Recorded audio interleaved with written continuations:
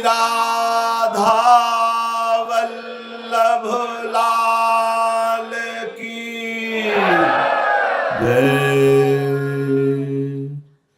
परम सच्चिदानंद घन प्रेमानंद स्वरूप नवनिभृत निकुंज महामहिम परम पावन श्री वृंदावन धाम, श्री वृंदावन धाम के लाडिले युगल चंद्र प्राणाराध्य श्री श्यामा श्याम समस्त हित परिकर निज परिकर।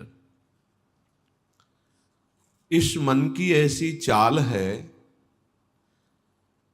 कि जरा सा असावधान साधक हुआ कि लक्ष्य से भ्रष्ट कर देता है, फिर यही मन निरुत्साहित कर देता है, विक्षिप्त कर देता है। इसी के कथनानुसार चले तो इसी ने भ्रष्ट कर दिया। भ्रष्ट का तात्पर्य होता है जो हम लक्ष्य पे चढ़ रहे हैं उससे नीचे गिर जाना। हमारा लक्ष्य है प्रभु की प्राप्ति, जितेंद्रियता, लेकिन ये मन कई तरह से हमें भ्रष्ट करता है। यदि हमारा किसी से कभी कैसा भी संबंध है, कभी ये प्रियता से भ्रष्ट करता है, कभी भय से भ्रष्ट करता है, सामने वाला प्रतिकूल न हो जाए, बहुत ये सावधानी की जरूरत है। ये कभी भय करके कभी प्रियता दिखा करके प्रियालाल से विमुख मार्ग का अनुसरण करता है, फिर ये इतना जलाता है। इसी ने भ्रष्ट किया, इसी ने मार्ग से गिराया, और यही इतना जलाता है कि फिर निरुत्साहित कर देता है, भगवत मार्ग में चलने लायक नहीं रखता है। बहुत कृपा पात्र और सुजान उपासक वही है जो इस दुष्ट की दुष्टता को पहचानता रहे। बाहर कोई शत्रु नहीं है, बाहर कोई हमारा कुछ नहीं बिगाड़ सकता। हमारा बिगाड़ने के लिए पर्याप्त है हमारा मन। ये मन ही दुर्दशा करे है, मन ही इतना नीचता किए हुए है कि हम बार बार शास्त्र की बात सुनते हैं, बार बार सत्मार्ग पर चलने का उत्साह बनाते हैं, और ये दुष्ट ऐसी चेष्टा कराएगा, ऐसा संकल्प बनाएगा, फिर गिराकर निरुत्साहित कर देगा। जहां रति कर रहा है मन वहीं लगा देता है। निराश नहीं होना, इसकी चाल को पकड़ो। ये दो प्रकार से फंसाता है, प्रियता और भय से। बहुत मनन की हुई बात है। भयभीत तो होना मत, क्योंकि निश्चय कर लो कि मरना है, तो इससे ज्यादा भय क्या दे सकता है। हमारी इज्जत श्यामा श्याम है, इससे भी भयभीत मत हो। अगर गलती हो रही है सुधार करो, गलती हो गई है प्रभु आम तो आम सर्व पापेभ्यो मोक्षयिष्यामि मा शुचः। आपको कमजोर होने की जरूरत नहीं है। बहुत ध्यान से सुनना, आपको कमजोर होने की जरूरत नहीं है। प्रमाद स्थिति में हमसे गलती हो गई, हम उस गलती को दोबारा न करें। और ध्यान दीजिए, वो गलती कराने वाला आपका मन है। जब आप आनंदित होंगे, जब आप उत्साहित होंगे, तब ये फंसाएगा। इसकी चाल है। इसीलिए उदासीन अति रही गोसाई। जो उदासीन रहता है उसकी नजर अपने मन पे रहती है, और जरा सी भी उन्मत्तता आई कि फिर मन जो है वो ऐसी जगह फंसाता है। इसलिए बचो। इस दुष्ट की चाल बहुत विचित्र है, और जहां ये पवित्र हो जाता है तो यही भगवत स्वरूप हो जाता है। इसके लिए निश्चय करना पड़ेगा। प्राण चाहे चले जाएं, अब हम न प्रियतावश न भयवश गलत नहीं करेंगे। इसे पकड़ो। श्रीपाद प्रबोधानंद जी कह रहे हैं, श्री राधिके त्वं यदि न प्रसीदेह सीदे मत्राप्य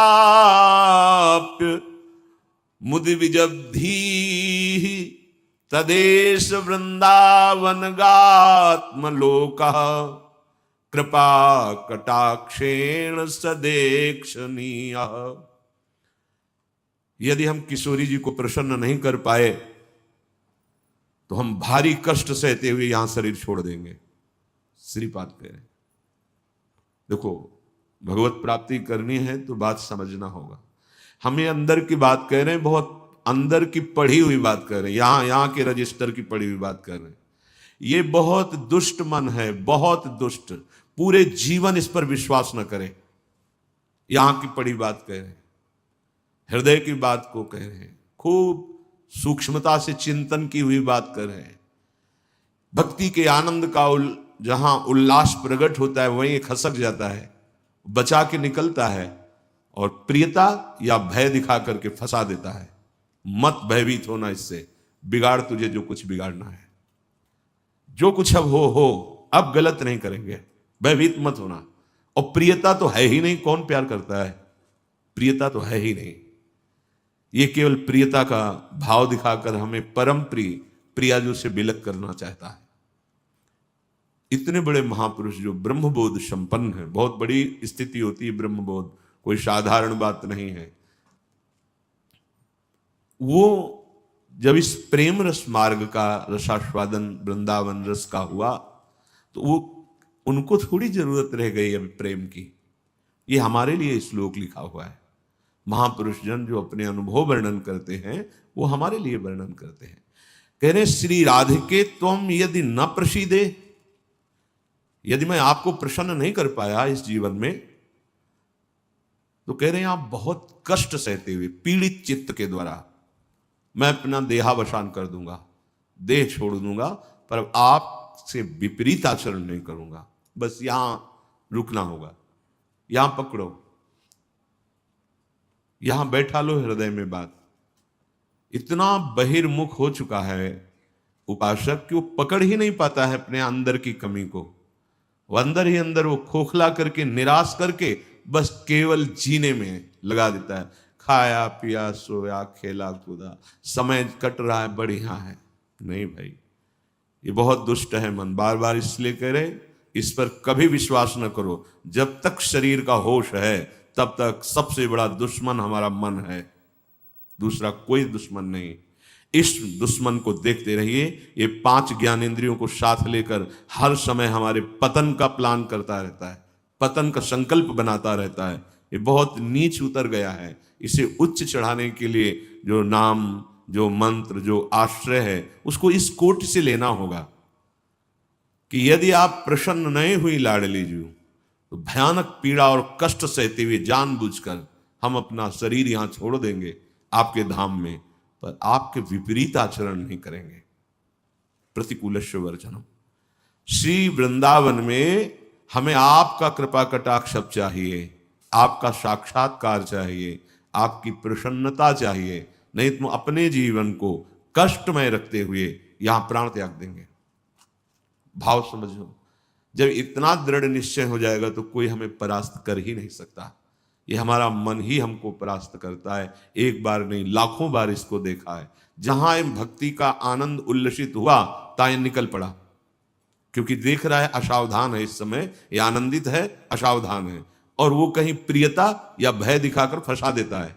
अब वो जो आनंद था वो गुप्त हो जाता है। जो एक उल्लास बड़ा था, फिर वो निराशा, फिर हताश। अच्छा उपासक है तो उसको लगने लगता है क्या करूं, जीवन नष्ट कर दूं, ऐसा लगने लगता है, क्योंकि वो लक्ष्य की तरफ बढ़ना चाहता है और मन उसको फुसला करके ऐसे गिरा देता है कि वो निराश होकर देखता है अब क्या करूं, अब कहां जाऊं। पहली बात, निराश नहीं होना है। जिस समय आपकी भक्ति का आनंद उल्लास से युक्त हो, उस समय आपको उदासीन होने की जरूरत है, प्रसन्न होने की नहीं जरूरत है। यह आंतरिक बात कह रहा हूं, सावधानी की। उस समय बिल्कुल निरीक्षण मन के ऊपर ही होनी चाहिए, पूरी दृष्टि, क्योंकि उसी आनंद उल्लास में भागेगा, निकलेगा विषय सेवन के लिए, क्योंकि आपको गिराना है, उसका काम है गिराना। बाहर कोई गिरा नहीं सकता, अंदर से अपना बड़ा भारी शत्रु मन है, यही गिरा रहा है। उदासीनता जिस साधक के जीवन में नहीं, वो आगे नहीं बढ़ पाता है। उल्लसित नहीं होना, अंदर उल्लास, तो पूरी की पूरी एकाग्र दृष्टि मन पर। कहीं हमारा मन उल्लास में के छिद्र से भागकर कहीं फंसाने तो नहीं जा रहा है। हमने देखा है इसको 2 तरह से फंसाता है, एक प्रियता और एक भय।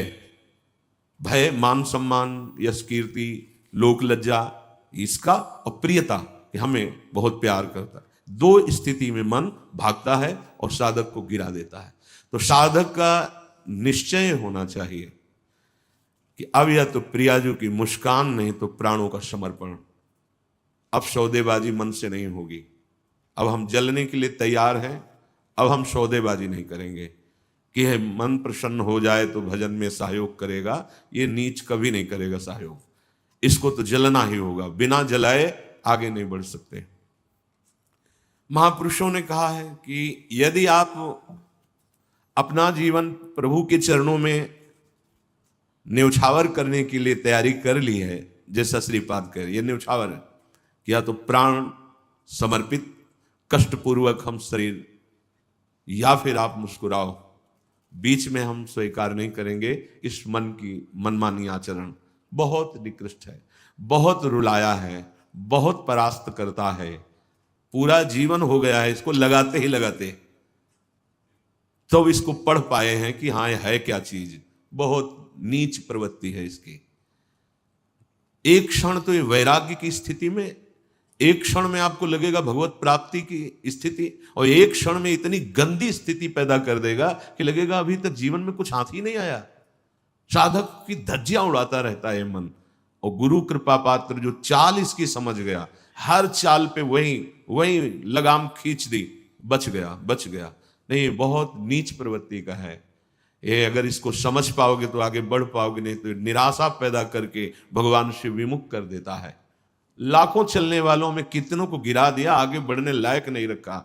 इसी मन का खेल है। तुम अपना जीवन प्रभु के चरणों में न्यौछावर कर दिए। अब उनकी कृपा की बाट जो होते हुए मस्त रहो। और ये मस्ती मन के निरीक्षण से युक्त बनी रहनी चाहिए। मन को ढील दिया ना जहां कि आज तो बहुत बढ़िया भजन हुआ, आज बहुत आनंद, वहीं निकल के फंसा देगा। यह अनुभव की बात है। आनंद की उमगन में इसके निकलने के चांस होते हैं। वो उसी, जब साधक आनंद उमगन में होता है तब वो निकल कर किसी विषय में उसे बांध देता और उस आनंद को खा गया। जो आनंद उल्लास था अब वो पश्चाताप की आग जल रही है। अब फिर उसको लगता है इतने दिन मेहनत करने के बाद तो इतना हम चढ़ पाए थे, फिर मुझे गिरा दिया। फिर वो निराश होने लगता है। शोक, विषाद, दुख, क्लेश, कष्ट, संताप, भय, उद्वेग ये प्रदान करता रहता है। इसके सामग्री क्या है मन की? इसके अनुकूल चलोगे तो क्या देगा मन? कह रहे हैं शोक पक्का। पर पकड़ में तो है नहीं, ये बहुत खिलाड़ी है। खेल करके और ऐसे तदात्म में बैठा है, तदात्म में कि पीटोगे किसको? तदात्म, तुम्हें तदात्म कर लिया है। अब उसको दंड कहां से दोगे? दंड तो तब दे जब दृष्टा बने ना। वो तो तदात्म कर लिया है। अब जब कुछ नहीं समझ तो आज से भोजन नहीं करेंगे, उसमें कुछ फर्क नहीं पड़ना। वो इतना बलवान, उसको कोई फर्क नहीं पड़ना। तुम 10 दिन के बाद जब भोजन पाओगे तब तुम्हें वहां फिर खड़ा कर देगा जाके, जहां नहीं खड़ा होना चाहिए। ये सबसे बड़ा बंधन मन है। मन ही मोक्ष का कारण है, मन ही बंधन का कारण है। ध्यान दीजिए, जब आपने अपना जीवन प्रभु को समर्पित कर दिया, भगवत प्राप्ति का निश्चय कर लिया, तो अब तुम्हें मन से सावधान रहना है। और किसी से कोई दुश्मन नहीं है। कोई हमें भ्रष्ट नहीं कर सकता त्रिभुवन में। कोई हमारा किसी भी तरह से आनंद का नाश नहीं कर सकता। एक दुश्मन है, वो है मन। ये बहुत अनुभव की बात कहते हैं। जिसने मन पर सदैव निरीक्षण दृष्टि रखी वो आगे बढ़ गया। और जो आनंद में, सम्मान में, प्रियता में, वाहवाही में चूक कर दिया, वहीं मन प्रवेश करके माया में आपको नष्ट कर देगा। लक्षण मन के पास क्या है खजाने में? जब मन के आप अनुकूल चलेंगे, मन के अनुकूल, तो आपको क्या देगा? शोक, विषाद, दुख, क्लेश, कष्ट, संताप, भय, उद्वेग, ये आपको देगा। अगर आप प्रभु के अनुकूल चले, मन जितना आपको आकर्षित करे भोगों के, उसको डांट के उसकी बात ना सुनकर प्रभु के अनुकूल चले, तो इनमें से कोई भी दोष आपके अंदर नहीं रह जाएगा। ना आपके अंदर शोक होगा, ना विषाद होगा, ना दुख होगा, ना क्लेश, ना कष्ट, न संताप, न भय, न उद्वेग, कुछ नहीं रहेगा। निश्चय, ये बात निश्चय समझ लो। सारा का सारा मन का एक खेल है जो सब दुखी हैं, सब परास्त हो रहे हैं, सब जल रहे हैं, उसका कारण मन है। ये मन प्रत्येक श्वास यदि अपने प्रभु के सुमिरन में अर्पण कर दी जाए और मन की बात ना मानी जाए तो प्रसन्नता बढ़ने लगे। स्वाभाविक दो बातें कह रहे हैं। पहली बात तो हर श्वास में नाम जप चले। दूसरी बात, मन की बात नहीं माननी है। इससे लड़ना पड़ेगा। बिना लड़े कोई परमार्थ का योद्धा विजय श्री प्राप्त नहीं कर पाता, और ये बहुत रुलाता है, बहुत दुख देता है। यही प्रतिकूल हो जाता है। पहले फुसलाएगा आपको, तन्मय करेगा, इसे छू लेते हैं, इसे देख लेते हैं, इसे भोग लेते हैं, बड़ा सुख मिलेगा। और आपने यदि उसके अनुकूल कर लिया तो वही फिर शोक, विषाद, दुख, क्लेश, अशांति ये फेंकेगा। अब तन्मयता में वो तुम्हारे बैठ गया है, तुम उसको अपने तन्मयता में ले लिए, तो अब बाहरी दृष्टि रहती है, चलो फिर आज से अन्न नहीं खाते, आज से मौन हो। कुछ फर्क इस पर नहीं पड़ेगा तुम्हारे मौन से, तुम्हारे अन्न त्याग से। इस पर एक बात, केवल इसकी बात माननी नहीं है, बस। हम ये सब करके देखे हैं। कई वर्ष अन्न जुबान में नहीं, आलू गुड़ जो मिला गांव, कुछ फर्क इस पे नहीं पड़ता। ये सब करके देखा है। बस चतुर सावधान वही जो हर श्वास नाम जप करके इसके खिलाफ रहता है। अब देख लो इसकी खिलाफत करना कितना कठिन बात है। मनोवेग है ये। इस वेग को जो सह गया उसको महात्मा टूट गया, वही दुरात्मा बना देता है। बहुत निंदनीय आचरणों से युक्त है मन। आप देख लो, अगर इसको सुधारना चाहते तो इसके खिलाफ कमर कसनी पड़ेगी आपको। जबरदस्ती इसको भजन में लगाना पड़ेगा और इसकी बात नहीं माननी होगी। नाम में बड़ी सामर्थ्य है। मतलब ये जो हम कह रहे हैं, अब कैसे तुम्हें स्थिति कैसे बताएं, ये बड़ी ऊंचाई से गिरा देता है मन। ये कोई छोटी मोटी शक्ति नहीं है मन।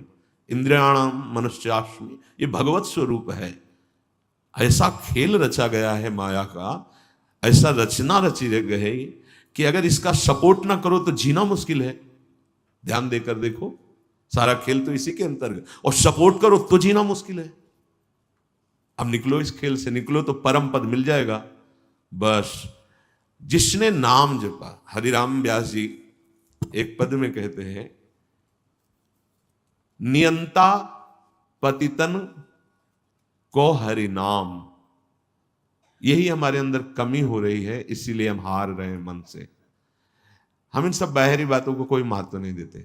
एक है, केवल एक, वही अनेक रूप रखकर तुम्हारे सामने आ रहा है, छुपा छुपी का खेल खेल रहा है। ये अगर मान सम्मान प्रतिष्ठा है, नाटक है माया का, कुछ इससे नहीं होने वाला। कोई इससे आत्म शांति नहीं प्राप्त होती, इससे आत्मानंद की अनुभूति नहीं होती। ये उपलब्धि ना मान ली जाए, हाँ, कि बहुत ऐसा, ये सब स्वप्न है, स्वप्न है। वो एक जादूगर विविध रूपों में आके कह रहा है, पहचान, अगर मेरे मार्ग का पथिक है तो पहचान, मैं तेरे सामने हूं। तो पहचानना तो भूल जाते हैं। अरे बहुत बड़ा सूक्ष्म खेल है। जीत गए तो ब्रह्मा भी नमस्कार करेंगे, ये ऐसा खेल है।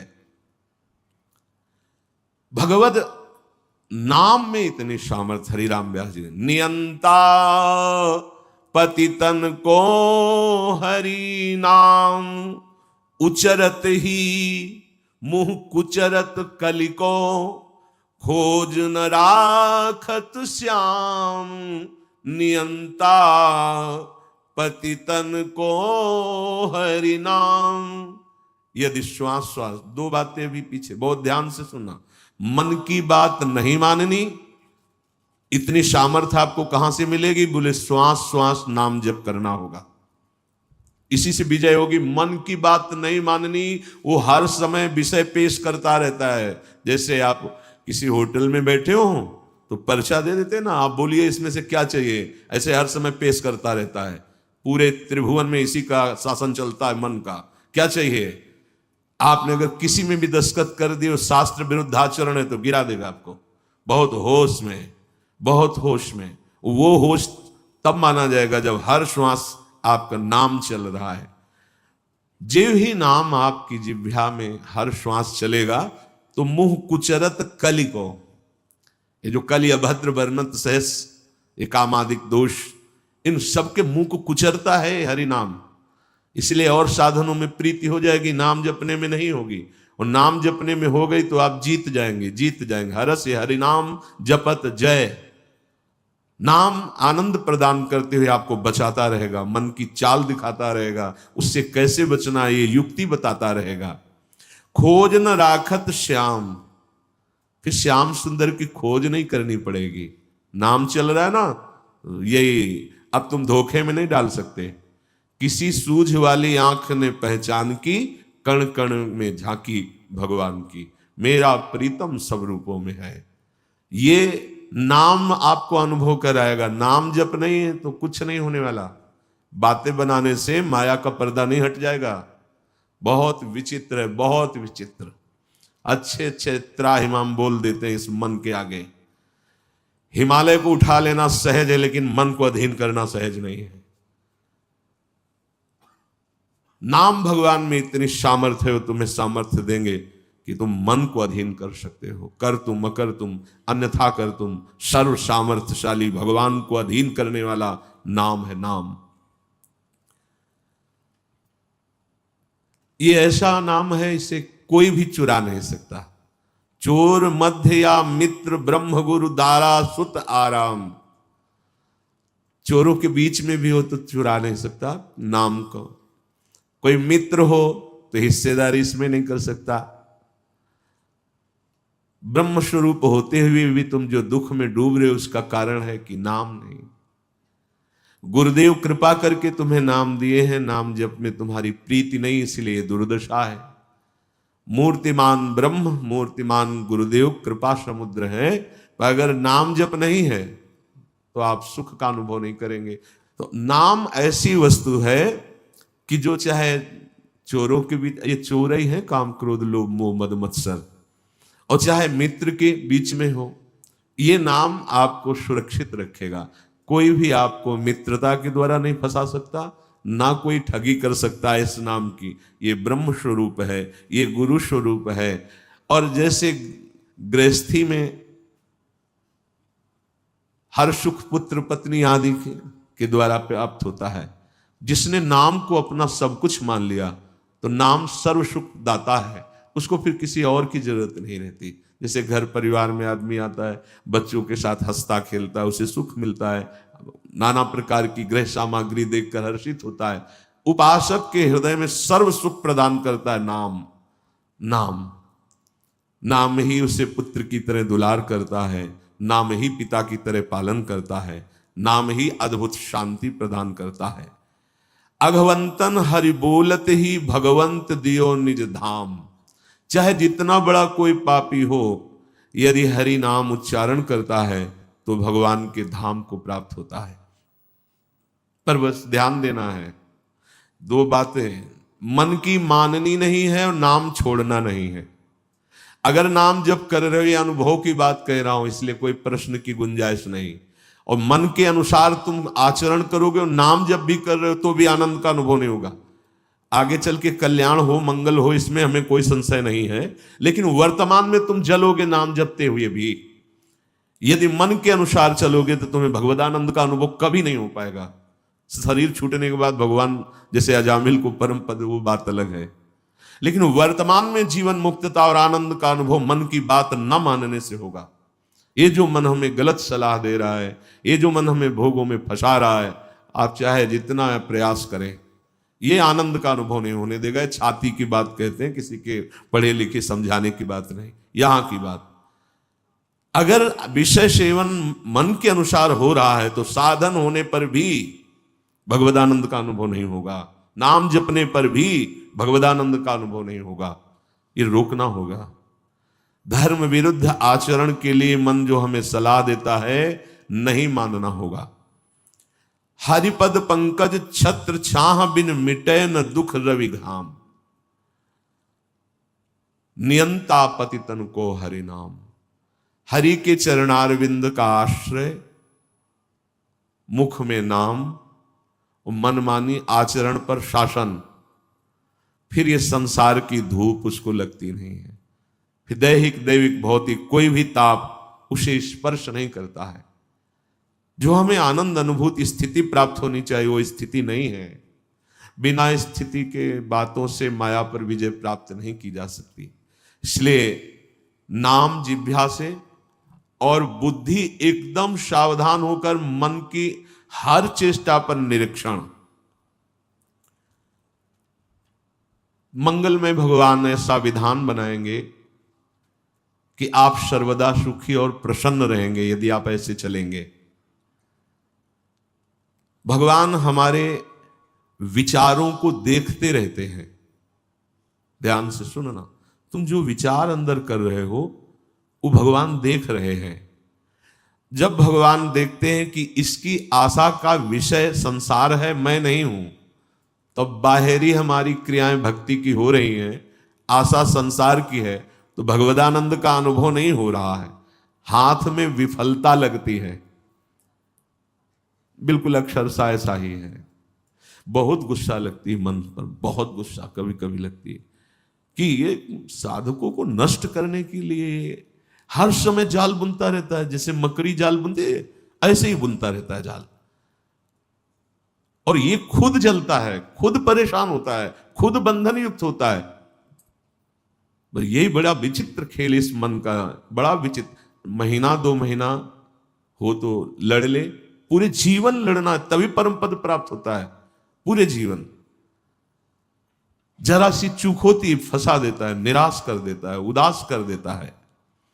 भगवान तुम्हारे अंदर के विचार को देखते हैं। तुम्हारे विचार में यदि आंतरिक संसार के सुखों की आशा है तो वो आपके अंदर हैं, अनुभव में नहीं आएंगे। देख लो, जो लोग कहते हैं ना कि इतने वर्ष हो गए हमें नाम जप करते, उसका भाव समझो। अंदर के विचार भगवान तुम्हारे देखते रहते हैं। तुम्हारी आशा यदि संसार के भोग हैं तो सामने नहीं आएंगे, यही हृदय में बैठे हैं। उत्तम भाव प्राप्त करने के लिए तुम्हें अपने मन से संसार के विचार हटाने होंगे। ये जो भगवत चर्चा है, भगवान की लीला कथा है, इसमें इतनी सामर्थ्य है कि आपके विचारों का परिवर्तन हो जाएगा। श्रृण्वताम स्वकथा कृष्ण पुण्य श्रवण कीर्तन हृदयंतस्थो हृभद्राणि विधुनोति सुहृत्सताम। भगवान श्री हरि श्री कृष्ण का जब यश सुना जाता है, नाम महिमा, गुण महिमा, लीला कथा, पुण्य श्रवण कीर्तन शताम साधु नाम सुहृत हितकारी भगवान श्री कृष्ण स्वकथा स्वकीय गुणानाम कथा श्रृण्वताम श्रवण परायणानाम अंतस्थ हृदय स्थिता। भगवान श्रवणेन्द्री के द्वारा जाकर उसके हृदय में स्थित हो जाते हैं। भगवान की कथा पुण्य श्रवण कीर्तन परम पुण्य प्रदान करने वाली है। जब हम कानों से भगवान की कथा सुनते हैं, नाम महिमा सुनते हैं, तो भगवान कानों से हमारे हृदय में जाकर प्रकाशित हो जाते हैं। भगवान श्री कृष्ण स्वकथा स्वकीय गुणानाम कथा श्रृण्वताम अंतस्थ हृदय स्थिता। जहां वो हृदय में गए तो सन हृदय स्थितानि अभद्राणि दुर्व्यसन रूपाणि अशुभानि विधनोति विनाशयत दूरी करोति। भगवान श्री कृष्ण कथा सुनने वालों के हृदय में श्रवणेन्द्री के द्वारा जाते हैं और सब व्यसन, सब दुर्वासना, सब पाप कर्म जो हुए उनका नाश कर देते हैं। हृदय स्थितानि अभद्राणि दुर्व्यसन रूपाणि अशुभानि विधनोति विनाशयति। केवल कथा सुनने मात्र से हमारे विचारों का परिवर्तन। बहुत सुंदर बात, भगवान सदैव आपके विचार देखते हैं अंदर के। जब आपके विचार संसार के भोगों के होते हैं, संसार की आशा होती है, तो वो आपके सामने प्रकट नहीं होते हैं। बहुत समय साधन करते हुए भी प्रकट नहीं। तो अंदर के विचारों का परिवर्तन कैसे हो? तो बोले कानों से खूब भगवान की कथा सुनो। प्रभु की नाम महिमा, रूप महिमा, लीला, धाम, गुण ये सुनोगे तो श्रवणेन्द्री से भगवान हृदय में जाएंगे और भगवान हृदय में जाकर सारे व्यसन, अशुभ, पाप इन सब को नष्ट कर देते हैं। जो अभद्राणि हैं, दुर्व्यसन रूपाणि हैं, अशुभानि हैं, वो विधनोति विनाशयति, हृदय को निर्मल कर देते, अर्थात हृदय के विचार अब भगवत स्वरूप होने लगते हैं।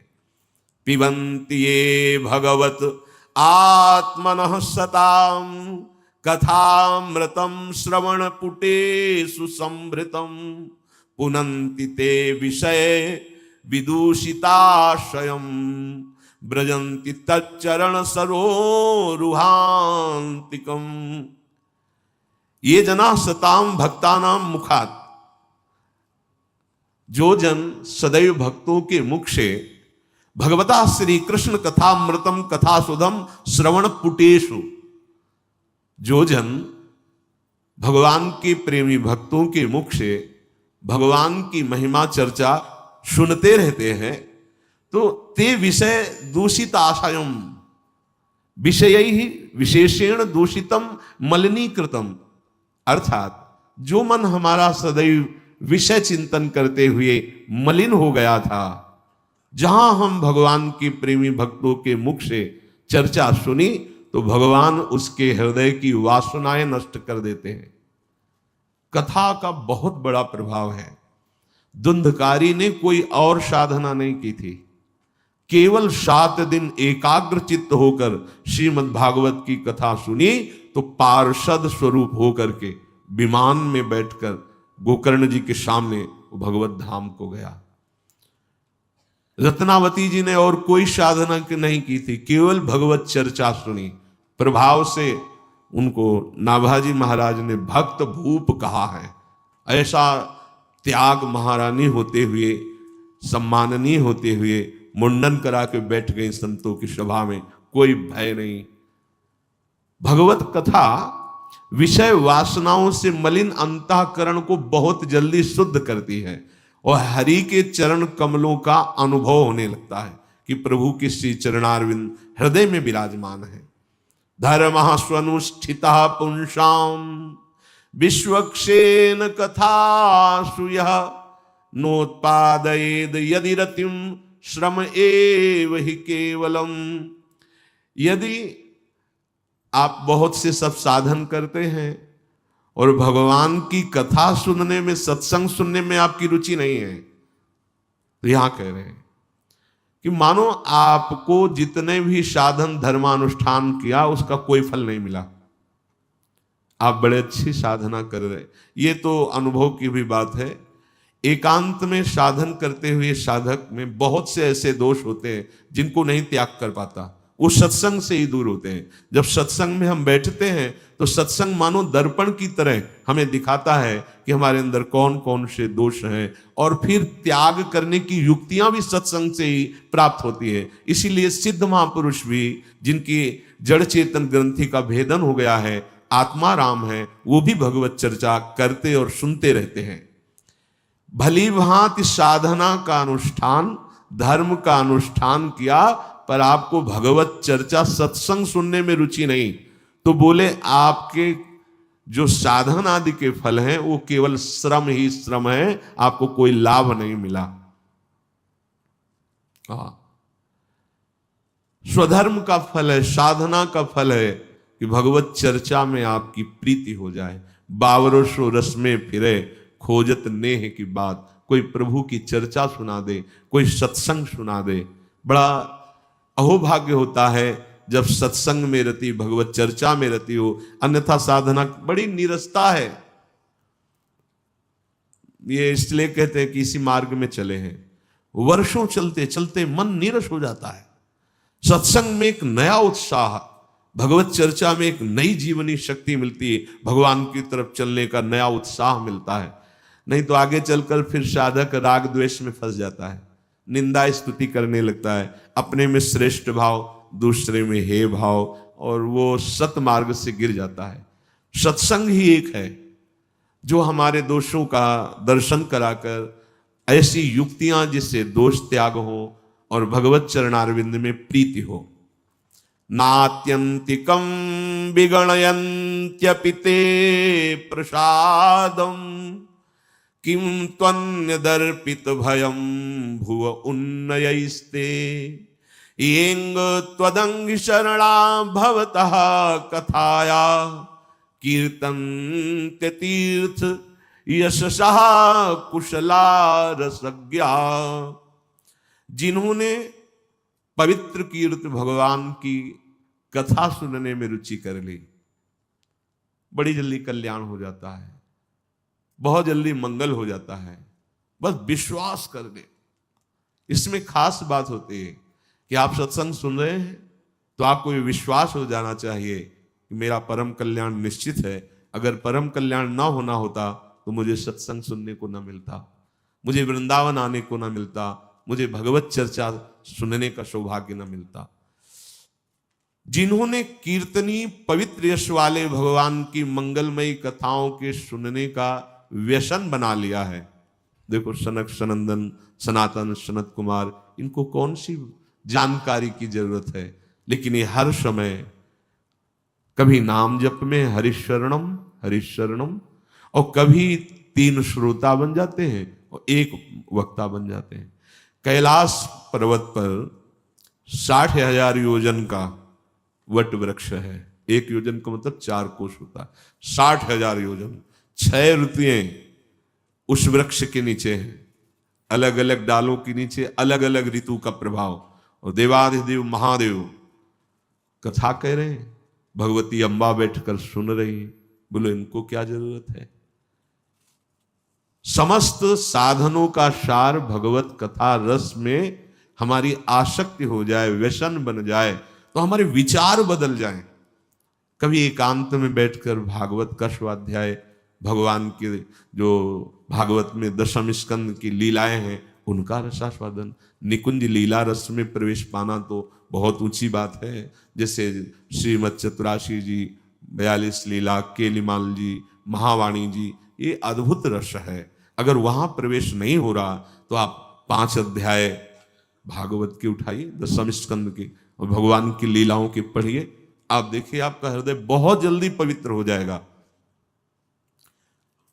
भगवान की लीला कथा पढ़ते तो हैं लेकिन दूसरों को सुनाने के लिए, और सुनाते तो हैं लेकिन अपनी वासनाओं की पूर्ति के लिए, मान सम्मान के लिए। तो जो रंग आना चाहिए वो रंग नहीं आता।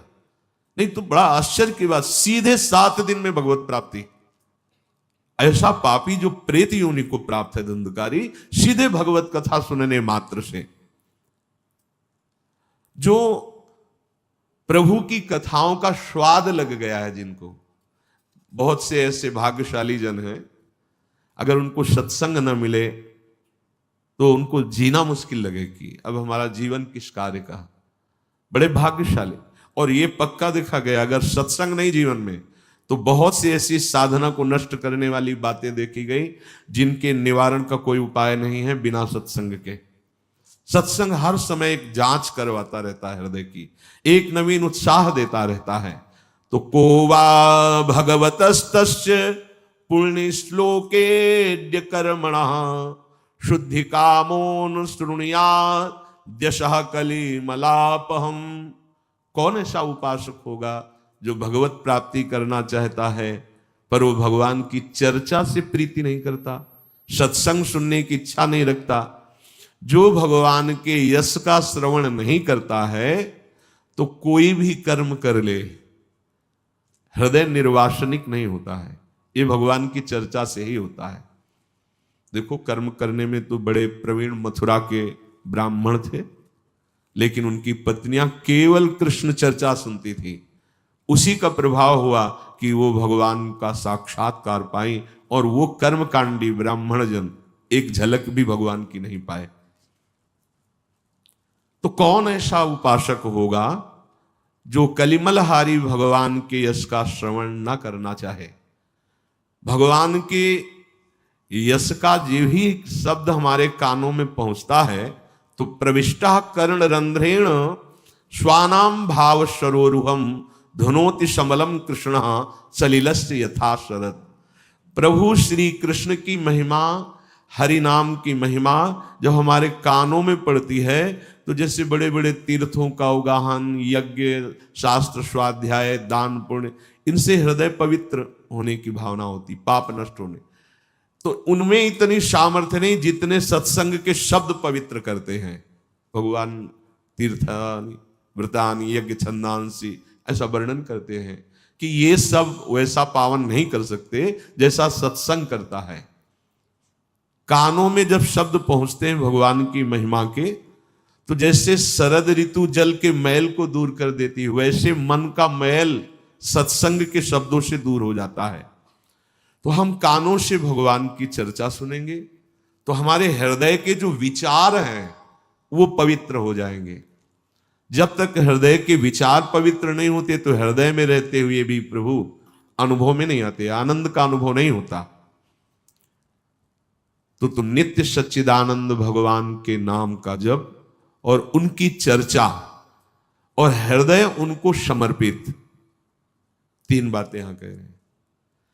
हृदय का समर्पण अर्थात एकमात्र भरोसा प्रिया प्रीतम का।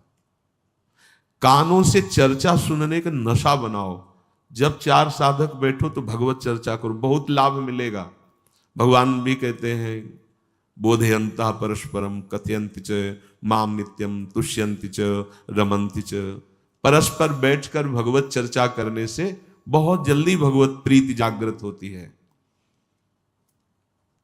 उपासक इसमें असावधान रहता है। जब वहां चार साधक बैठते तो प्रपंच की वार्ता होती, खान पान, एक दूसरे के गुण अवगुणों की नहीं करनी चाहिए। प्रभु की चर्चा करो या मौन होकर के नाम जप करो, वाणी को मौन रखो। अपनी शक्ति का नाश करते रहते हैं हम लोग। अगर हम वाणी से केवल भगवत चर्चा करें तो वाणी का वेग शमन हो जाएगा, शांत हो जाएगा।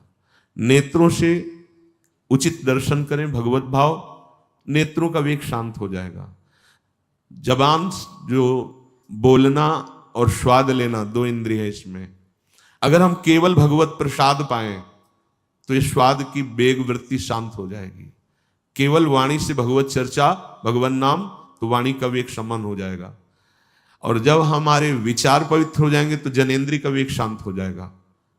ये वेग शांत करने की युक्तियां हैं। बड़ा सामर्थ्य आ जाती है हर इंद्रिय में जब आप उसे भगवत समर्पित व्यतीत करते हैं। अब हम जब मनाया खा लिया, जो मनाया देख लिया, जो मनाया बोल दिया, जो मनाया सुन लिया, यही हमारी दुर्दशा का कारण है। इसी से हमारे हृदय में भगवदानंद की स्फूर्ति नहीं हो रही। उपासक को यहां बहुत सावधानी की बात कहें। कुछ उपासक जन प्रभु श्री कृष्ण के श्रृंगार रस का अधिकार ना होने पर, बाह्य श्रृंगार करने वाला कभी श्रृंगार रस का अधिकारी होता ही नहीं है, ये ध्यान दीजिएगा। बाह्य श्रृंगार, शरीर प्रियता, रोज गाल चिकने करो, उसके ऊपर ट्यूब लगाओ और इसके बाद जो है ये सब करके तुम सोचो श्री कृष्ण को रिझा लेंगे। बाह्य श्रृंगार करने वाला नहीं, ये तो अवधूतों का मार्ग है, परमहंसों का मार्ग है, जो देह भाव से ऊंचे उठे हुए महापुरुष हैं। तो यहां कह रहे कि उपासक को इस उपासना के मार्ग में जो महामाधुर्य रस श्रृंगार रस कहा गया है, इसमें जैसे जैसे आगे बढ़ना होता है वैसे वैसे शरीर से उदासीनता बढ़ाई जाती है। बाहरी श्रृंगार कोई गोपी नहीं है कि आप ये सब, बिल्कुल नहीं। अगर ऐसा है तो भगवान को साक्षी करके देख लो, तुम्हारी भोग विलासता बढ़ रही है, तुम्हारी इंद्रियजन्य भोग विलासता बढ़ रही है, और ऐसे लोगों को नरक की प्राप्ति होती है जो भगवान के श्रृंगार रस की आड़ में अपनी काम वासना की पूर्ति का खेल खेलते हैं। बहुत होश में हो जाए, ये परमहंसों का रस है। गोपीजन ये सब महान ऋषि हैं, वेद की ऋचाएं हैं, कोई स्त्री नहीं है, आत्मस्वरूप गोपी हैं। परम त्यागमयी वृत्ति, कहीं स्वसुख वांछा लेस मात्र नहीं, देह भाव, वो स्थिति। तो इस मार्ग में चलने वाले उपासक को ऐसे महापुरुष, ऐसे संत जन, ऐसे महाभागवत जन का अनुकरण करना चाहिए जो प्रिया प्रीतम के प्रति संपूर्ण समर्पित चित्त होकर निर्वासनिक हो गए हैं। नहीं तो काम के द्वारा ठगे जाते हैं, शब्द लिखा है। नहीं तो वो काम के द्वारा ठगे जाते हैं। रास का मतलब ब्रह्मानंद से भी ऊपर उठा हुआ महारस है। जो ब्रह्मानंद को प्रदान करने वाले भगवान शंकर हैं, वो जहां गोपी रूप धारण करके रास का रसास्वादन करना चाहते हैं, उस रास को कैसे शब्दों से संबोधन किया जाता है? बहुत सावधान। ये महाप्रेम का एकांतिक रस, श्रृंगार रस, माधुर्य रस, परमहंसों का रस है। हम उनके बच्चे हैं, उनके मार्ग में चल रहे हैं, तो इस बात को समझना होगा। शारीरिक श्रृंगार करने वाला श्रृंगार रस का कभी अधिकारी नहीं हो सकता।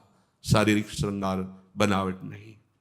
प्रभु को रिझाने के लिए अंगूठियां पहनना, ये बाहरी श्रृंगार करना, या इधर उधर अंग प्रत्यंग को स्त्री भाव प्रकट करना, ये नहीं है, ये नहीं है।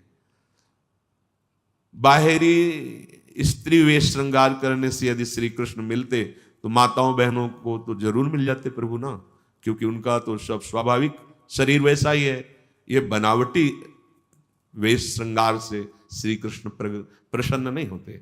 रज लगाओ, उदासीन वृत्ति रखो, निरंतर नाम जप करो, तो प्रभु के प्रताप से, रसिकों के संग से आपके पता चल जाएगा कि इस देह से रहित भाव देह है। वो है गोपी, वो है नित्यदास, वो है नित्य सहचरी। बहुत भूल में फंस जाते हैं और ऐसी भूल भुलैया प्रकट करते हैं कि बाहरी जो सही मार्ग में चलना भी चाहते हैं उनको भ्रष्ट कर देते हैं। इसलिए राधा कृष्ण की प्रेम उपासना करने वाले रसिकों के संग से अपने शरीर राग को मिटाना प्रथम कर्तव्य है, सजाना नहीं है। आप जब रज लगाएंगे तो रजोगुण नष्ट होगा, और जब पाउडर लगाएंगे तो रजोगुण बढ़ेगा, शरीर आसक्ति बढ़ेगी। केवल दर्पण देखिए तिलक लगाने के लिए, बस।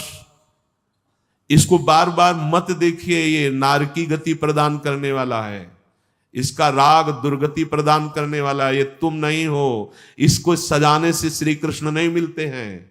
बात अंदर की समझो, इसका राग मिटाओ। पांचों भूले दे सुधी, छठे भावना रास की, सत्य मार्ग का अवलंबन। आज बड़ा खिलवाड़ किया जाता है श्रृंगार रस की आड़ में, वासनाओं की पूर्ति। क्या है श्रृंगार रस? जो ब्रह्मानंद में छके हुए जन हैं वो भी ललचाते हैं, वो है श्रृंगार रस। वो कोई सांसारिक संबंध नहीं है, सांसारिक भाव नहीं है। इसलिए उपासक को अपनी दैवी संपदा बढ़ानी चाहिए, भगवान के चरणारविंद के प्रति अत्यंत आसक्ति होनी चाहिए।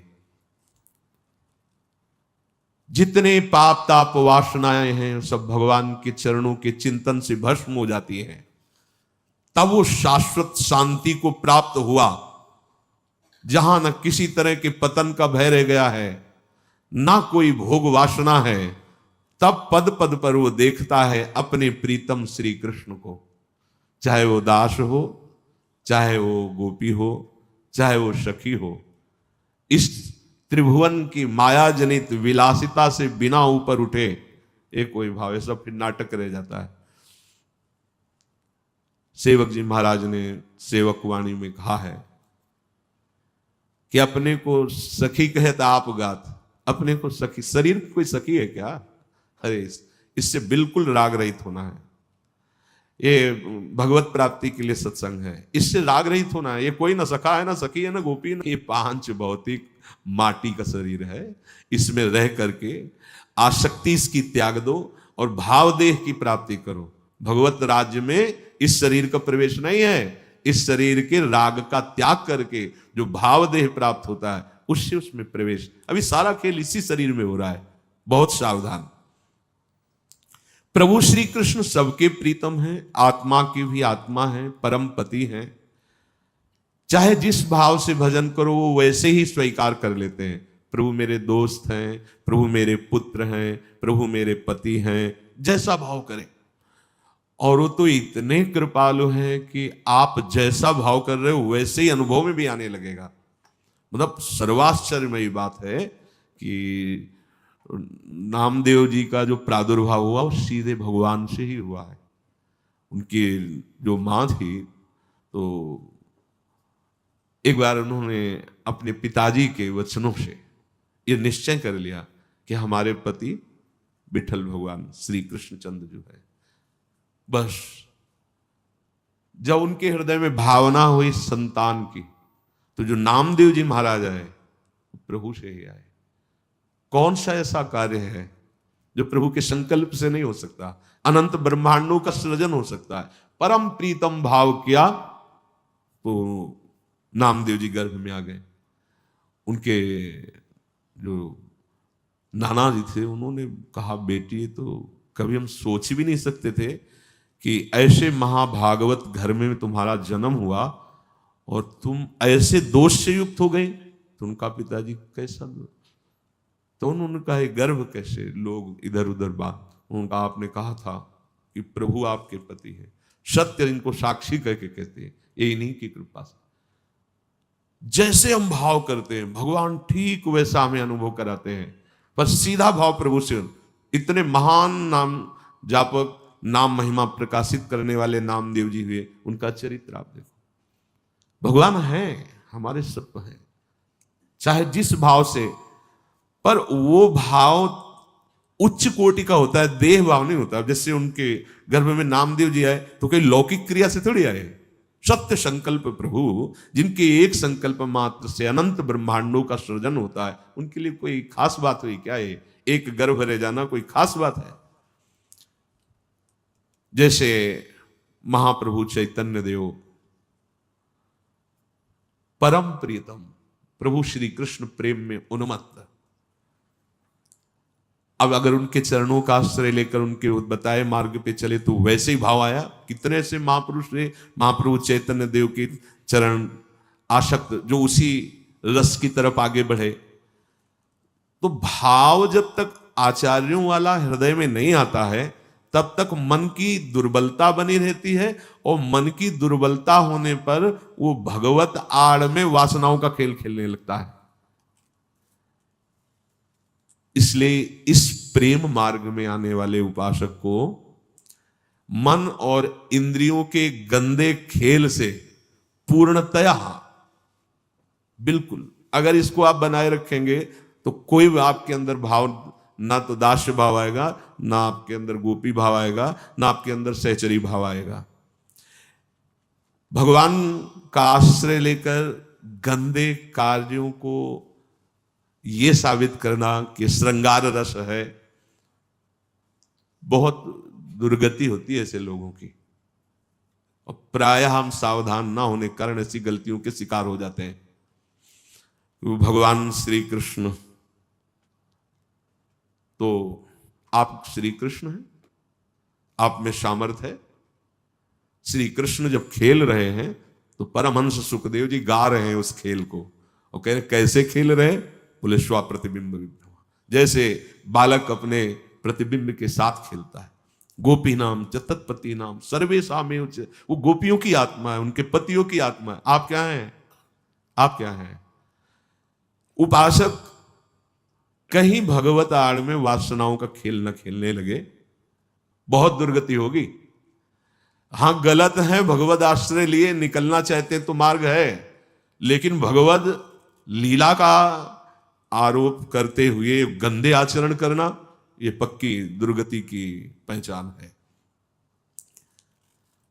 मानसिक अवस्था की उच्च भावना को, मानसिक अवस्था की, जो शरीर भाव से रहित होकर मानसिक अवस्था की उच्च भावना गोपी, उच्च भावना सहचरी, ललिता जो, विशाखा जो, चंपकलता जो, चित्रा जो, ये कोई पांच भौतिक शरीरों के नाम थोड़ी है, ये आत्मस्वरूप है।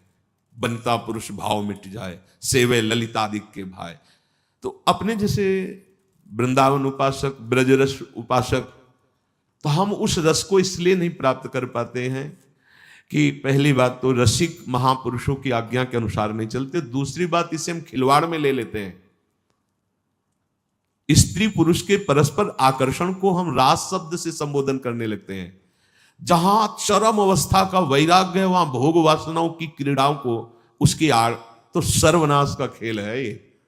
फिर आप कि पवित्र होने का कोई उपाय नहीं रह गया, क्योंकि जिससे पवित्रता की गुंजाइश है वहां तो आप अपवित्र भाव कर लिए, अपवित्र कहां होंगे, ये अंदर से देख लिया जाए। बहुत सावधानी रखनी चाहिए।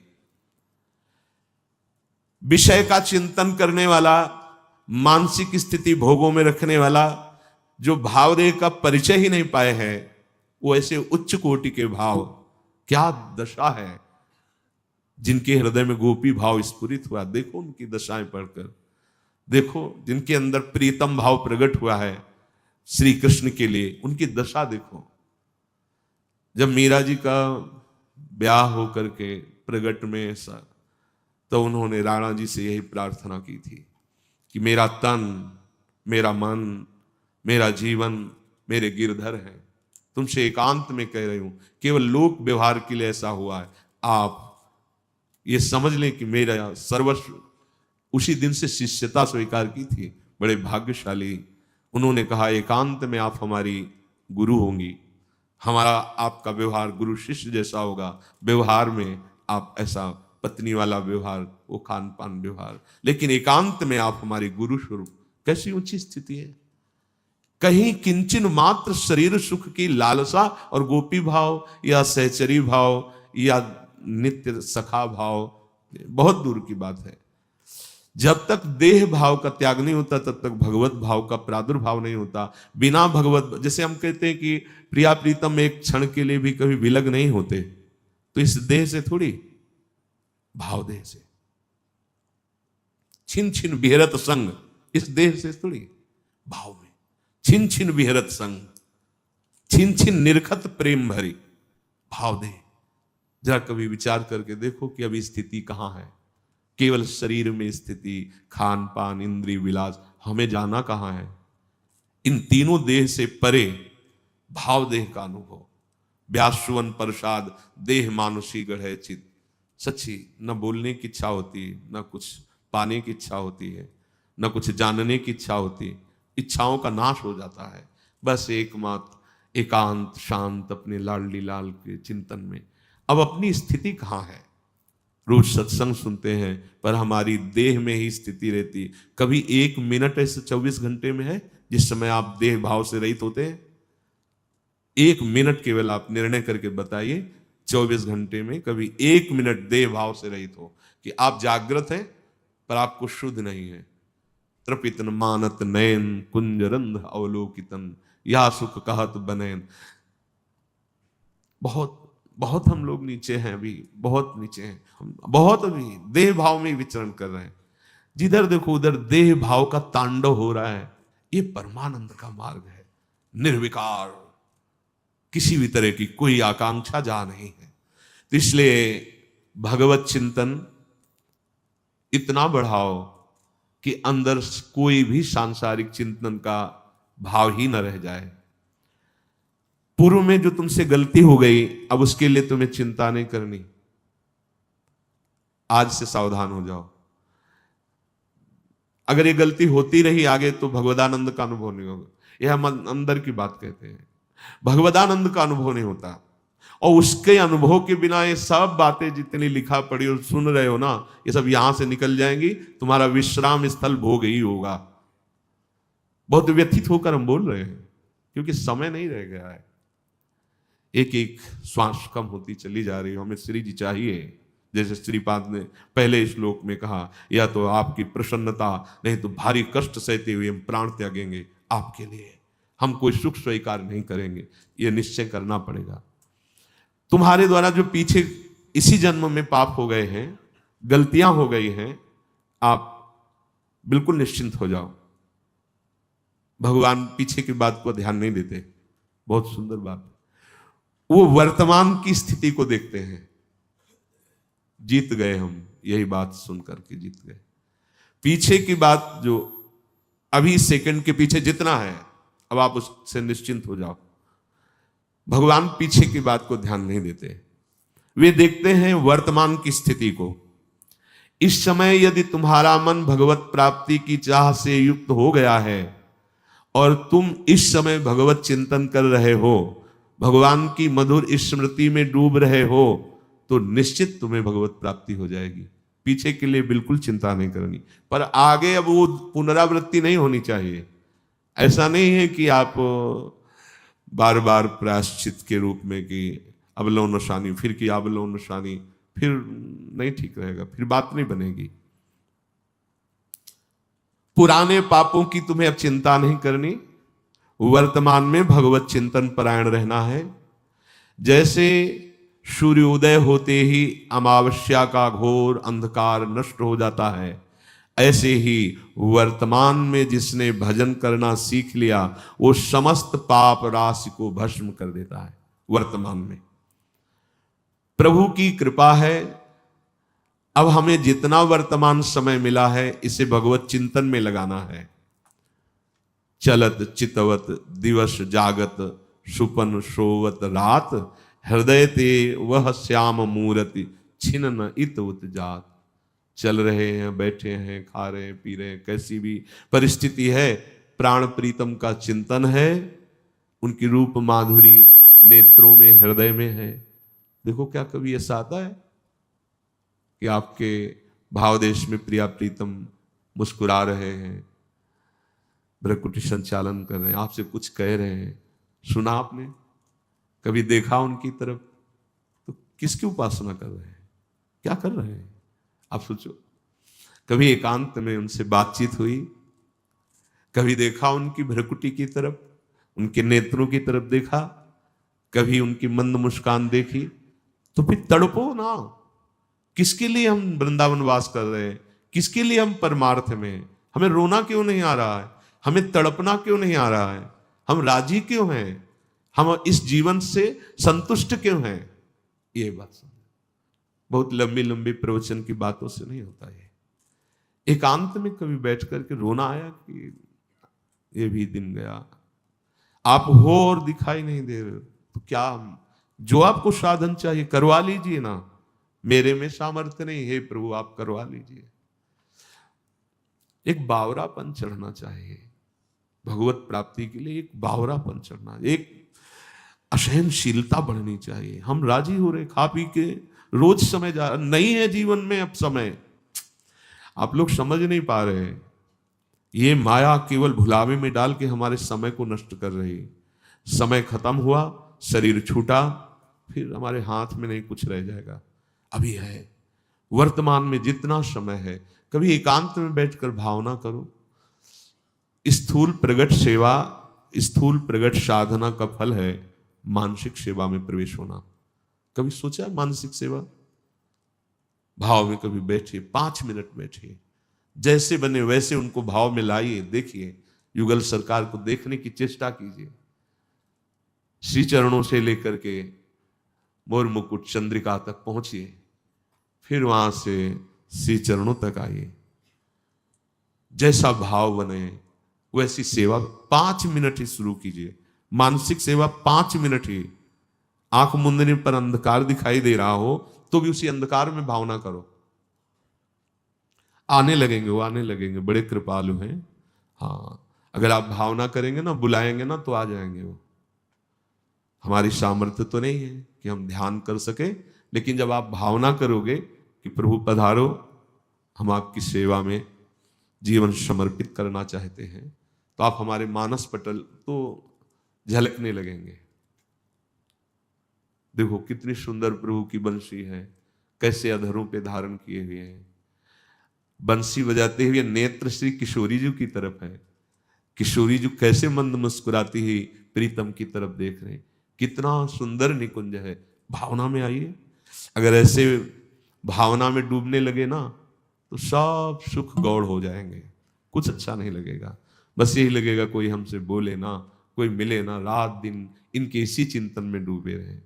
नागरीदास जी महाराज 7 दिन 7 रात एक एक पद की लाइन में, प्रियाजू के चिबुक को ऐसे लालजू, वे मृदु चिबुक प्रलोई प्रबोधत, तू भामिन कर सो कर टारत।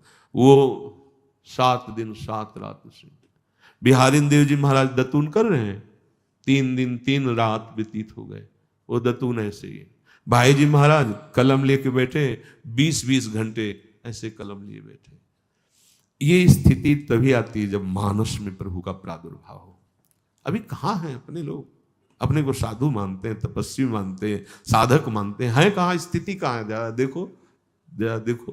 कभी पश्चाताप होता है, कभी जलन होती है, कभी रोना आता है, कभी एकांत में तड़पना आता है, कभी एकांत में गुस्सा आती है, दूसरों के ऊपर नहीं, अपने ऊपर नहीं, प्रभु के ऊपर आती। क्या आप इतने महान हो, आप इतने सामर्थ्यशाली हो, आप हमारा इंतजार कर रहे हो कि हम कुछ, हमारे में क्या सामर्थ्य है कि हम, आप देखो, आप देखो। कभी कभी लड़ने का मन होता है, लड़ना चाहिए, किससे लड़े? जब प्यार आपसे है तो लड़ाई भी तो आपसे है। आप अगर छोड़ते रहेंगे ऐसे कि आप चढ़ के दिखाओ, आप चढ़ के दिखाओ, तो हम तो कभी नहीं चढ़ पाएंगे। और अगर आप पकड़ लें तो कौन सी ऐसी चढ़ाई है जिससे चढ़ा ना जा सके? एकांत में कभी इनसे ये सुनते हैं, देखो अभी सुना आपने, ये अंदर के विचार देखते रहते हैं। हम अंदर के विचार संसार के प्रवाह में से बहते चले जा रहे हैं कि कभी इनसे बात ही नहीं करते, सब खत्म हो जाता है, बुद्धि लड़खड़ा जाती, कोई ज्ञान विज्ञान काम नहीं करता। ऐसा लगता है सब बोलना व्यर्थ है, ये मिलना जुलना व्यर्थ है, ये प्रश्नोत्तर सब व्यर्थ है, ऐसा लगने लगता है। वो तो श्री जी सामर्थ्य देती तो सब होता है कि बस ऐसे शांत हो जाओ, शांत हो जाओ, अंदर ही अंदर अपने प्यारे से बात करो, दूसरे से बात करने की जरूरत नहीं, अंदर ही अंदर अपने प्यारे को देखो, दूसरे को देखने की जरूरत नहीं। दूसरा जो कुछ भी दिखाई दे रहा है मायाकृत है, बंद कर लो नेत्र, अंदर ही अंदर प्रवेश पाओ, अपने प्यार पुकार के देखो, यही अनुभव में आएंगे। वो है जिस समय जैसी भावना हम करते हैं वैसे ही वो हमारे साथ खेलने लगते हैं। हम प्रगट में माइक भावना कर रहे हैं तो माइक रूपों में खेल रहे हैं, इस रूप से हम उदासीन हो तो आंतरिक भाव में खेलने लगेंगे। ये जीवन का सार है।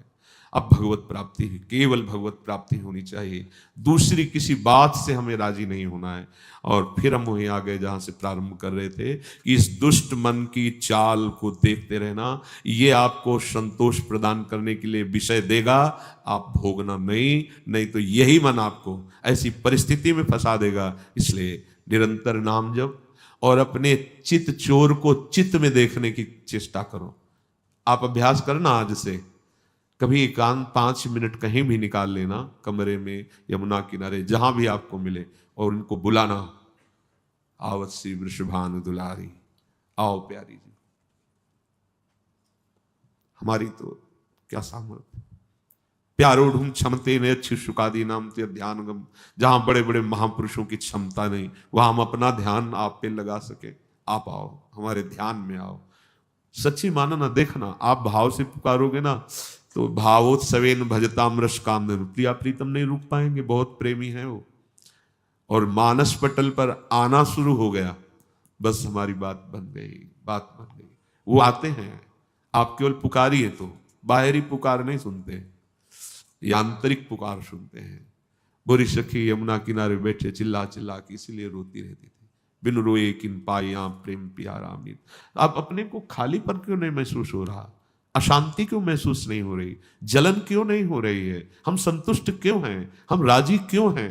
पता नहीं कैसी हमारी भगवत मिलन की चाह है कि हम राजी हैं यार, हम खान पान में राजी हैं, हमारा दिन का दिन व्यतीत होता जा रहा है, हम चैन से जी रहे हैं, हम इस बात में संतुष्ट हैं कि हमारा जीवन आराम से कट रहा है। नहीं, हमें अब असंतोष धारण करना होगा। अब हमको ऐसी अशांति अपने अंदर लानी होगी। सब शांति की बात करते हैं, हम जो कह रहे हैं उसको समझो। हमें अब ऐसी अशांति कि आपके बिना कहीं शांति नहीं है। आप जब तक नहीं आओगे तो हमारा हृदय, आप केवल चाहिए, आप। ये अंदर की पुकार है, अंदर की चाह है। जितना आप प्रभु से, हम फिर कहते हैं वो आते हैं, आप पुकार के तो देखिए, आपकी पुकार में जब अपनापन नहीं होगा तो नहीं सुनेंगे।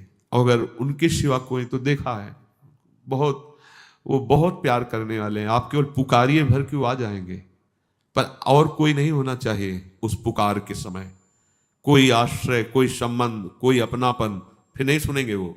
और अगर केवल एक है तो सच्ची कहते हैं, इतने दुलारे हैं, इतने लाडले हैं कि सब सब शास्त्रों का सार इन्हीं के चरणार बिंद है। और वो जब हृदय में, तो कहा कहो बड़ भाग, नित नित रति हरिवंश हित, नित बरधत अनुराग, यह जो कृपा हरिवंश। अद्भुत सुख प्रदान करते हैं प्रिया प्रीतम, वो आपके हृदय में है। केवल आवश्यकता है उनको पुकारने की, उनके होने की। अब इसमें ज्यादा समय मत लगाओ, समय नहीं है। ऐसा अगर भावना करोगे ना कि आप भजन करते करते फिर मानसिक स्थिति में पहुंचेंगे, तो ये बहुत जन्म जन्मांतरों वाला रास्ता है। हमको इसी जन्म में चाहिए, हमें नहीं वो सब कर पाएंगे जिससे आप आ जाएं। आप आओ, हमारी योग्यता में नहीं, आप अपनी करुणा से आओ। अब हमें चैन नहीं, पर हम लोग चैन से खा पी रहे हैं, चैन से सो रहे हैं, तो कैसे कैसे वो आवे? वो देख रहे हैं ना कि हमारे बिना इनका काम चल रहा है, और जब ये बात आ जाएगी कि आपके बिना हमारा काम ही नहीं चल रहा, जीना मुश्किल है, उसी समय ये अब घाटा नहीं सहना। देखो बार बार इसलिए करें, ना तो वातावरण अनुकूल है, ना आगे हमारी बुद्धि ऐसी काम करेगी, ना हमें ऐसे सपोर्ट मिलेंगे जिससे हम भगवत प्राप्ति कर सकें। अभी समय है, चुपचाप निकल चलो, राजी होना बंद करो। सब जगह कहा जाता है राजी हो जाओ, हम कह रहे नहीं राजी होना, आपसे केवल राजी होना है, आपके अलावा और किसी में राजी नहीं होना है। हम सिर्फ प्रभु को भूल रहे हैं और सब में राजी हो रहे हैं, देख लो ना, और सब में राजी हो रहे हैं, प्रभु को भूल रहे हैं। नहीं नहीं, सब में राजी नहीं होना, हमें प्रभु से केवल राजी होना है, आपसे केवल। आपकी स्मृति, आपका अपनापन, आपका अनुभव नहीं तो हमारा जीवन किस काम का? श्रीपाद जो ये श्लोक करें कि श्री राधिके तुम यदि न प्रसीदे, यदि आप मुस्कुराए नहीं तो हमारे जीवन का क्या? अच्छा, जिसके और उद्देश्य है तो है अपना, तो जीवन इन्हीं के लिए है, और वो भी छुपा छुपी खेल रहे, सामने नहीं आए तो फायदा क्या? मतलब ऐसा जीवन जीना क्या? जीवन नाथ से विमुख होकर जीना भी क्या? जिनके लिए हम तड़प रहे, जिनके लिए वो कोई शर्त रखे कि तुम इस योग्य हो तब हम मिले, तो आप बना लो। अपने में सामर्थ्य नहीं है, आप बना लो, अपने लायक बना लो जैसे चाहो। अब धैर्य नहीं रहना चाहिए, धैर्य का बांध टूट जाना चाहिए, और विकल तभी ये सुनते भी तभी हैं जब रुदु सुशरम राजन कृष्ण दर्शन लालसा। अब ये जिनके कोई और हैं वो इस बात को क्या समझेंगे? कोई नहीं है। कौन हमारे हृदय की बात को समझता है? जो उपासक आजीवन भगवान को अपना सर्वस्व मानकर जीवन समर्पित किए हैं और वो हृदय में आ नहीं रहे और हम चैन से रह रहे हैं, इन बातों का मिलान नहीं हो रहा है। जब आपके सिवा हमारा कोई नहीं तो हमारी बेचैनी बढ़नी चाहिए। आप चाहिए, आप आओ, आप जैसे चाहो वैसा मुझे बना लो, आप में सामर्थ्य है, मेरे में सामर्थ्य नहीं कि मैं आपके लायक बन पाऊं, कभी नहीं। अब कुछ समझ में नहीं आ रहा, बस यही, आप अपने लायक बना लो मुझे, आप मिलो, आपसे बिछुड़ करके, आपसे विमुख होकर के हम इस राजी रहें कि लौकिक वस्तु, व्यक्ति, सम्मान, मान, जीवन, ये क्या नाटक है? क्या है? निकले हैं आपसे मिलने के लिए, आप फुसला के खिलौनों में, तो आप धोखेबाज तो है नहीं ना, तो फिर धोखा क्यों कर रहे हैं? हम धोखेबाज हैं। हम जरूर कह सकते हैं कि हम धोखेबाज हैं, हम कहते हैं हम श्यामा श्याम के, फिर हम संसार में राजी हैं। ये हमसे गलती हो सकती है, आपसे नहीं हो सकती। आप हमको धोखे में मत फंसाइए। आप हमको संसार का प्रलोभन, संसार का मान सम्मान देख के और आप छुपे रहें, ऐसा आपका स्वभाव नहीं है। आप धोखेबाज नहीं हैं। आप धोखा हमारे से हो, आपके प्रति हो सकता है, लेकिन आपका हमारे प्रति नहीं हो सकता। अब हमें राजी नहीं रहना, अब हमें आपसे मिलना है, ये बावरापन आना चाहिए। आप देखो गोपीजनों की भगवत मिलन की तड़पन को देखो, एक एक लता से पूछ रहे, तुमने श्री कृष्ण को देखा? भूमि तू प्रफुल्लित दिखाई दे रही है, मेरे प्यारे के चरण चिन्ह पड़े इसलिए ऐसा तो दिखाई दे। लीला अनुकरण श्री कृष्ण का, श्री कृष्ण के लिए जीवन खोज। जब देखा कि नहीं हमारे किसी भी प्रयास से नहीं हो पा रहे, तो सब मिलकर ऊंचे स्वर में रोने लगे, हा कृष्ण, हा कुंज विहारी। उसी समय भगवान प्रकट हो जाते हैं।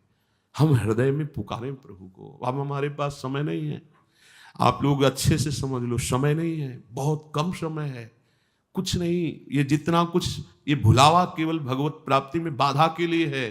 एकमात्र जीवन का लक्ष्य ये तरंग समुद्र में लीन हो जाए, अलग अस्तित्व तो नहीं रहना चाहिए। बस दृढ़ निश्चय सब कुछ प्राप्त कर सकता है।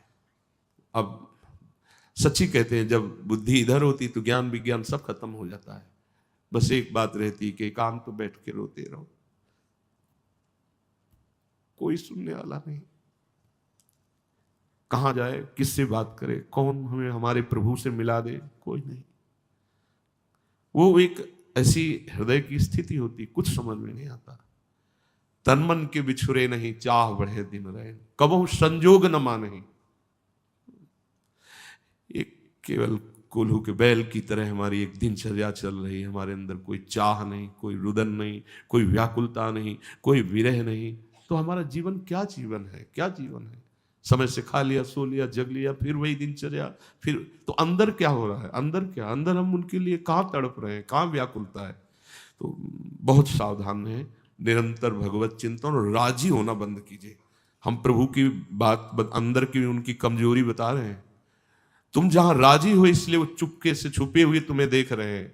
और जिस दिन तुम राजी नहीं रहोगे किसी भी वस्तु, व्यक्ति, स्थान में, तो वो इतने कमजोर हैं, इतने प्रेमी हैं कि वो छुप नहीं सकते, नहीं छुप सकते। जब तक हम राजी हैं तब तक वो छुपे हुए हैं। नहीं, अति उदार विभि सुंदर सुरत शूर सुकुमार, वो नहीं छुप सकते। अब हमको उनको छुपने का समय नहीं देना है। अगर हम कहीं भी राजी हैं तो छुपे रहेंगे, अगर हम कहीं राजी नहीं हैं तो बस एक बार हृदय में वो आए, बस जीवन का सब काम बन गया। एक बार इनका प्रादुर्भाव जहां हृदय में होता है, बस जन्म जन्म की मलिनता मिट जाती है, जन्म जन्म के दुख मिट जाते हैं और भगवत प्राप्ति हो जाती है। यही जीवन का सार है। नाम जप करो, संसार के भोगों की तरफ मन जा रहा है उससे लड़ो, राजी मत हो। राजी होना मृत्यु है। संसार की किसी भी सुख में, पद में, मान में राजी होना साधक की मृत्यु है, और ना राजी होना ही अमृतत्व है। हम अब नहीं राजी हो सकते। कोई भय मत रखो अंदर, पीछे जो हुआ सो किशोरी जी जाने। कोई भय नहीं और कोई प्रियता नहीं, कहीं कोई प्रियता नहीं, केवल प्रियालाल। इसी जन्म में भगवत प्राप्ति, बहुत जल्दी भगवत प्राप्ति। ये सारे सिद्धांत बुद्धि को थका करके त्राहिमाम बोलने के लिए है।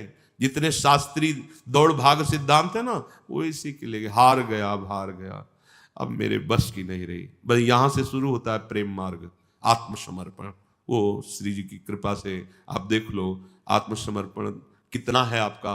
और बस अब बहुत जल्दी हमें प्रिया प्रीतम चाहिए, हमें और राजी नहीं होना। प्रिया प्रीतम अंदर की बातें जबान से मत बोलो, भले अंदर से अब हमें प्रभु चाहिए। नहीं तो ऐसा अवसर अब नहीं मिलेगा, बार बार तो बनत नहीं या संजोग अनूप। मानुष तन बंदा विपिन रस कंसंग विरूप। श्री राधा वल्लभ लाल।